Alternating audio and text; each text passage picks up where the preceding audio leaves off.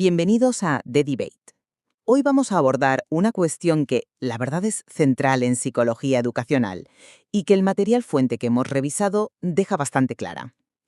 ¿Qué es lo que impulsa fundamentalmente el aprendizaje humano? Porque el material nos presenta, diversas teorías psicológicas y la verdad es que ofrecen explicaciones bastante distintas. Efectivamente. Y esas explicaciones, pues a menudo chocan frontalmente. Yo creo que el núcleo de nuestra discusión hoy va a ser este. ¿Es el aprendizaje principalmente un producto de factores ambientales externos y respuestas observables, como sugiere el conductismo de forma bastante clara en los textos? ¿O por el contrario, está impulsado fundamentalmente por procesos, digamos, cognitivos internos, por la experiencia subjetiva, la interacción social, como proponen pues otros enfoques que también se detallan, ¿no? Como el cognitivismo, el humanismo o el constructivismo? Exacto. Yo voy a sostener que el aprendizaje es, en esencia, un proceso interno, constructivo y muy a menudo social. Argumentaré que la cognición, la subjetividad, juegan un papel clave, indispensable, basándome en varias de las teorías que se exponen en nuestra fuente. Y yo por mi parte defenderé que, bueno, si bien esos factores internos pueden existir, el condicionamiento ambiental y el comportamiento observable son los motores primarios y yo diría que sobre todo los únicos científicamente medibles del aprendizaje.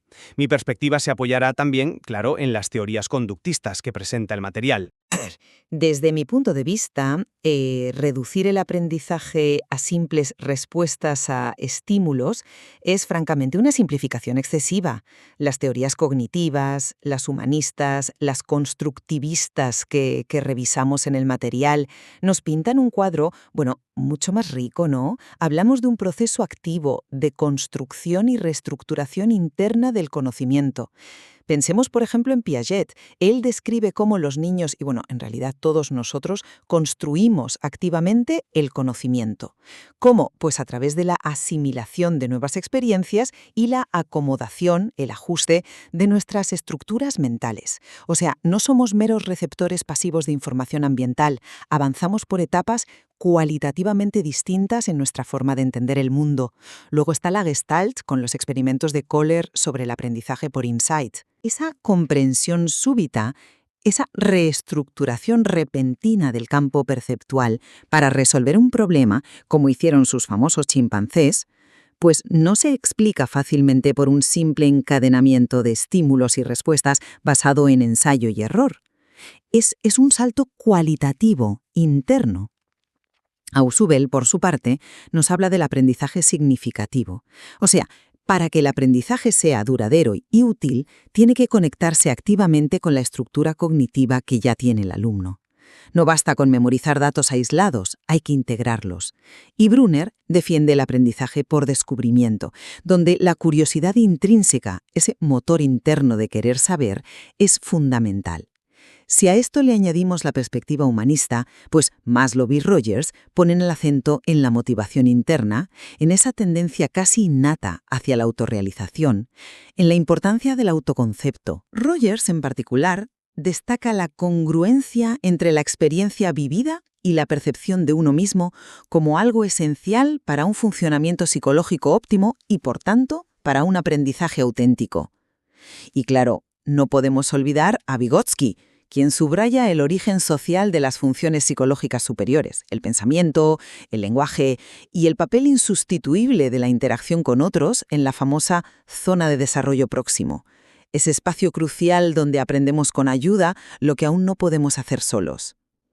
Como bien señala el texto de Ziperovich, ignorar la subjetividad, la complejidad de estos procesos internos y sociales es perder de vista lo esencial. Necesitamos estas teorías como herramientas para pensar, no como dogmas, y adoptar una postura crítica ante cualquier reduccionismo. Entiendo la riqueza descriptiva de esas teorías, de verdad, pero mi argumento se centra más bien en la base científica y en la capacidad predictiva. A ver, el estudio riguroso del aprendizaje tal como lo fundó Watson con el conductismo, pues exigía centrarse en lo observable y medible. Watson rechazó explícitamente la introspección, la consideraba subjetiva, poco fiable y buscó procedimientos objetivos, experimentos controlados en laboratorio. Su teoría estímulo-respuesta, ER, muy influida por los trabajos de Pavlov sobre el condicionamiento clásico, pretendía analizar incluso comportamientos complejos como las emociones. Ahí está el controvertido pero ilustrativo experimento del pequeño Albert con el miedo condicionado, descomponiéndolos en cadenas de respuestas simples, aprendidas y fundamentalmente observables. Skinner llevó esta lógica aún más lejos con su conductismo radical y el concepto clave de condicionamiento operante. Estímulo, respuesta, consecuencia, o ERC. Su tesis central es potente. La conducta es una función de sus consecuencias. O sea, lo que hacemos está determinado por lo que sucede después. Los refuerzos, que aumentan la probabilidad de la conducta, y los castigos, que la disminuyen.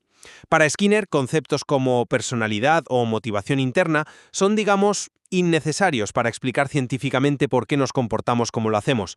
Basta con analizar nuestro historial de refuerzos. La clave para moldear y mantener la conducta reside en el manejo adecuado del refuerzo, especialmente el refuerzo positivo, y como demostró experimentalmente, el refuerzo intermitente, que genera conductas muy persistentes. Desde esta óptica, el ambiente es el arquitecto principal de nuestra conducta. Sí, se le critica por simplificar, ¿vale? Pero esta perspectiva ofrece una visión, yo diría, optimista sobre la posibilidad real de cambio. Modificando las contingencias ambientales, podemos modificar la conducta. Y esto tiene aplicaciones prácticas demostradas en terapias conductuales muy efectivas, sobre todo en educación especial, e inspiró incluso la visión utópica de Skinner en Walden 2. E incluso si miramos la teoría del aprendizaje social de Bandura, que parece introducir elementos cognitivos al hablar de observación y modelado, el foco sigue estando en la imitación de conductas observables y en el análisis de las consecuencias, recompensas o castigos, vicarios que recibe el modelo observado. En el fondo, sigue anclada en principios de aprendizaje basados en resultados tangibles y sus efectos sobre la conducta. La fuerza del conductismo, insisto, radica en su rigor metodológico y su aplicabilidad práctica basada en principios claros y verificables. Entiendo la búsqueda de rigor científico, de verdad, pero ¿a qué precio? Es que ignorar la mente, la comprensión, la motivación intrínseca, la conciencia, tal como propone el conductismo más radical de Skinner, me parece que deja fuera elementos absolutamente esenciales de lo que significa aprender para un ser humano. Si nos limitamos a lo estrictamente observable desde fuera, ¿cómo explicamos fenómenos tan evidentes como el insight súbito que describió Kohler? Ahí no hubo un moldeamiento gradual por refuerzos, sino una reorganización interna. ¿Cómo encaja ahí la búsqueda activa de significado y conexión conceptual que postula Ausubel? O la construcción paulatina y activa de la inteligencia a través de etapas que documentó Piaget? ¿O esa necesidad profunda de autorrealización que impulsa a las personas según Maslow? ¿O la importancia de la conciencia de sí mismo en Rogers? Vygotsky es muy claro al hablar de procesos psicológicos superiores, que son, por definición, internos mediados por la cultura y el lenguaje. El texto de Ziperovich insiste precisamente en que no podemos obviar la subjetividad si queremos comprender el aprendizaje en toda su dimensión. Me pregunto si esa búsqueda de objetividad externa no nos ciega, en cierto modo, a la realidad interna del que aprende. Permíteme ofrecer una visión alternativa sobre esa supuesta ceguera. A ver, Watson fue tajante. Los fenómenos psíquicos internos, al no ser directamente observables ni medibles por terceros, pues no pueden ser el objeto de una ciencia rigurosa que aspire a la objetividad y la replicabilidad. Skinner, de forma similar, argumentó que constructos hipotéticos como motivación inconsciente, necesidades internas o rasgos de personalidad no son necesarios para una explicación funcional de la conducta. Podemos predecir y controlar la conducta analizando su relación con el ambiente, qué estímulos la preceden y qué consecuencias la siguen. El historial de refuerzos es, para Skinner, la variable clave. Y la prueba de la utilidad de este enfoque está en su éxito práctico. Las terapias de modificación de conducta, basadas en estos principios, funcionan. Ambientales, sin necesidad de entrar en especulaciones sobre estados mentales inobservables. Cuando Bandura introduce variables cognitivas como las expectativas o la autoeficacia, lo hace vinculándolas a la observación de conductas concretas y sus consecuencias en modelos sociales. La cognición importa, sí, vale, pero en tanto mediadora entre el ambiente observado y la conducta resultante. La ciencia, para ser útil y fiable, debe poder medir sus variables y contrastar sus hipótesis empíricamente. Los constructos internos que mencionas, pues, a menudo carecen de esa posibilidad de verificación directa. Pero esa visión lleva a una imagen del aprendiz como un ser, bueno, fundamentalmente pasivo, o como mucho reactivo. El conductismo, tal como lo describen Watson y Skinner en los textos fuente, ve al individuo como moldeado por el ambiente, casi como una tabla rasa sobre la que el entorno escribe a través del condicionamiento. Aprendemos porque ciertas respuestas son reforzadas externamente, no porque decidamos aprender o construir activamente. El aprendiz es en esencia un receptor de estímulos y consecuencias. Y el docente, bajo este modelo, se convierte en una especie de ingeniero conductual, ¿no? Cuyo papel es diseñar y administrar esas contingencias para moldear las respuestas deseadas. ¿No es una visión, no sé, un poco limitada del potencial humano? Yo no usaría el término pasivo, quizá reactivo a las contingencias ambientales sea más preciso. El organismo actúa y el ambiente selecciona las conductas que son funcionales, es decir, las que producen consecuencias favorables, los refuerzos. Es un modelo basado en la adaptación, similar a la selección natural en biología. No es necesariamente limitado, sino parsimonioso y eficiente en su explicación. Se centra en lo que se puede cambiar y cómo hacerlo. El rol del docente como diseñador de contingencias es activo y crucial, sí, para asegurar que se aprendan las conductas académicas o sociales deseadas y que éstas sean medibles en términos de desempeño observable. Para muchos objetivos educativos concretos, este enfoque es directo y efectivo. Sin embargo, pausa esa visión, choca frontalmente con lo que proponen tantas otras teorías presentes en el material.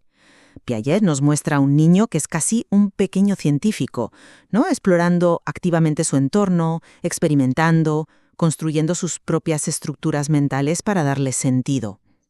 Brunner aboga explícitamente por el descubrimiento activo, impulsado por la curiosidad, no por la simple recepción pasiva de información o el moldeamiento externo. Los humanistas como Rogers ven al individuo como el arquitecto de su propio ser, buscando activamente el crecimiento, la autonomía, la realización de su potencial. Vygotsky describe un proceso de aprendizaje eminentemente activo y social, donde el aprendiz co-construye el conocimiento interactuando con otros en la zona de desarrollo próximo. Incluso Bandura, a quien mencionabas antes, aunque estudia la imitación de conductas, afirma que los seres humanos interpretamos activamente los estímulos y las situaciones sociales. No solo reaccionamos a ellos de forma automática. La agencia, la capacidad de actuar intencionalmente, parece un componente central en todas estas visiones. El aprendiz es un agente activo, no un simple producto reactivo del ambiente. Acepto que la idea de agencia es atractiva, sí, pero volvamos a la cuestión de la motivación, que es un punto clave en el aprendizaje. Desde la perspectiva conductista, la motivación fundamental es extrínseca. Skinner fue muy claro, una conducta se mantiene si produce algún tipo de beneficio, es decir, si es reforzada. Actuamos en gran medida para obtener recompensas, refuerzo positivo, o para evitar situaciones desagradables, refuerzo negativo. En el contexto educativo, esto se traduce en la importancia de establecer objetivos instruccionales claros y utilizar refuerzos externos, elogios, calificaciones, privilegios, de manera sistemática para dirigir y mantener el esfuerzo y el aprendizaje observable. Es un mecanismo poderoso, predecible y empíricamente comprobado en innumerables estudios. ¿No es más práctico y científico centrarse en estos mecanismos observables que especular sobre motivaciones internas difíciles de definir y medir? A ver, no niego que los refuerzos externos jueguen un papel. Por supuesto que existen y tienen efectos. Pero afirmar que son la principal o la única fuente de motivación me parece que ignora una parte enorme de la experiencia humana. La motivación intrínseca, ese impulso interno por aprender, por explorar, por dominar desafíos, por satisfacer la curiosidad, es crucial y a menudo mucho más poderosa y duradera que cualquier recompensa externa. Pensemos en la curiosidad innata que Brunner sitúa en el corazón del aprendizaje por descubrimiento. Pensemos en la necesidad de competencia, de autonomía y de autorrealización que describen Maslow y Georges como motores fundamentales del comportamiento humano. Pensemos en el deseo de coherencia y equilibrio cognitivo que, según Piaget, nos impulsa a modificar nuestras estructuras mentales. Vygotsky también apuntaría a la motivación social inherente a la interacción significativa con otros, el deseo de pertenecer y participar en una comunidad de práctica. Reducir toda la complejidad de la motivación humana a la búsqueda de refuerzos externos es, una vez más, una simplificación que deja fuera aspectos vitales que nos impulsan a aprender, a crear, a superarnos, incluso cuando no hay ninguna zanahoria externa evidente. ¿Acaso un científico investiga solo por el sueldo o un artista crea solo por los aplausos? Admito que la motivación intrínseca es un concepto intuitivamente atractivo, sí, pero nos devuelve al problema del rigor científico y la medición. El gran aporte del conductismo, como insistía Watson, fue precisamente sacar a la psicología del terreno de la especulación subjetiva y dotarla de un método experimental riguroso centrado en lo observable y cuantificable. Sus principios son claros, operativizables y permiten formular predicciones contrastables, generando tecnología conductual aplicable. Por el contrario, algunas de las teorías alternativas que defiendes, como el humanismo de Maslow con su jerarquía de necesidades y el concepto de autorrealización, pues han sido criticadas, y el propio material fuente lo menciona, por su falta de base empírica sólida, su carácter a veces vago y su dificultad para ser sometidas a prueba científica rigurosa. ¿Cómo medimos objetivamente el nivel de autorrealización de alguien? ¿Cómo definimos operacionalmente la curiosidad intrínseca de manera que sea universalmente aceptada e inmedible? El conductismo ofrece un marco más sólido en términos de criterios científicos tradicionales. Eso es innegable. Es cierto que el conductismo adoptó un modelo de ciencia inspirado en las ciencias naturales, buscando objetividad y medición precisa. Pero ese rigor metodológico se consigue, en mi opinión, a costa de una visión empobrecida y, sí, reduccionista del ser humano y del fenómeno complejo del aprendizaje. Como sugiere Ziperovich en el texto, al simplificar tanto la realidad para poder medirla, pues corremos el riesgo de perder de vista la esencia misma de lo que estudiamos. Teorías como las de Piaget sobre el desarrollo cognitivo, las de Vygotsky sobre la mediación sociocultural o incluso las de Freud sobre el inconsciente, que también se menciona como influencia en el material, aunque presenten mayores desafíos metodológicos para una cuantificación estricta al estilo conductista, ofrecen explicaciones mucho más ricas, profundas y yo creo que en última instancia más útiles para comprender el pensamiento complejo, el desarrollo de la identidad, la influencia de la cultura, las emociones, la subjetividad en el aprendizaje. La propia Ziperovich aboga por una multireferencialidad teórica, es decir, por utilizar diversas lentes teóricas, reconociendo que un fenómeno tan complejo como la educación y el aprendizaje no puede ser abarcado satisfactoriamente por un único enfoque, por muy científico que se proclame en sus propios términos. Necesitamos un conjunto de herramientas conceptuales, no una sola llave maestra. Entiendo la crítica sobre el posible reduccionismo, sí, pero esa riqueza explicativa de la que hablas a menudo viene acompañada de vaguedad conceptual o de una gran dificultad para la verificación empírica rigurosa. La fortaleza innegable del conductismo reside en su capacidad probada para predecir y, sobre todo, para influir y controlar la conducta a través de la manipulación sistemática de variables ambientales observables. Sus aplicaciones prácticas en el ámbito clínico, terapias de conducta, y educativo, diseño instruccional, manejo de comportamiento, especialmente en casos donde se requiere instaurar, modificar o eliminar conductas específicas, son numerosas y se basan en principios científicos sólidamente establecidos y replicados. No podemos descartar un enfoque que demuestra ser efectivo en la práctica y que posee una base experimental tan robusta, simplemente porque no aborda directamente constructos internos hipotéticos cuya existencia y funcionamiento son difíciles de comprobar. La utilidad y la evidencia empírica deben pesar mucho en la balanza. Estoy de acuerdo en que la utilidad práctica es importante. Claro que sí. Pero debemos preguntarnos, ¿útil para qué? Si el objetivo principal del aprendizaje se define exclusivamente como el cambio de conductas observables y medibles, entonces el enfoque conductista puede ser muy eficaz en ciertos contextos, sin duda. Pero si aspiramos a objetivos más amplios y profundos, como fomentar la comprensión genuina, el pensamiento crítico, la creatividad, la resolución de problemas complejos, la autonomía intelectual y moral, metas que resuenan en las propuestas de Piaget, Brunner, Vygotsky o los humanistas, entonces el marco conductista, centrado en la respuesta externa, se revela insuficiente.